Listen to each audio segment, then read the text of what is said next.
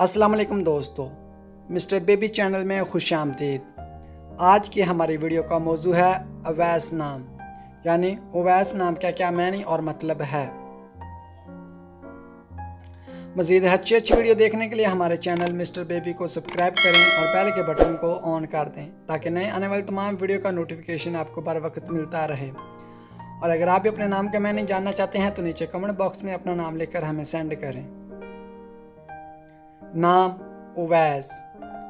उवैस नाम के इंग्लिश में स्पेलिंग हैं AWAIS। उवैस नाम का मानी है एक बुजुर्ग का नाम। जिन्स लड़का, मजहब इस्लाम,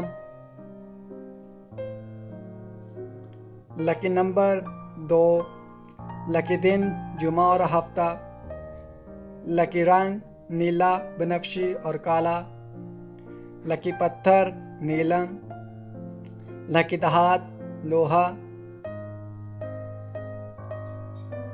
उवैस नाम का शुमार लड़कों के नामों में होता है। उवैस नाम की इब्तदाई तारीख अरबी ज़बान से निकलती है। उवैस नाम के अफराद के लिए खुशकिस्मत नंबर 2 माना जाता है।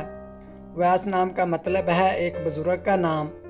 उवैस नाम उर्दू में 4 और इंग्लिश में 5 हरूफ पर मुश्तमिल है।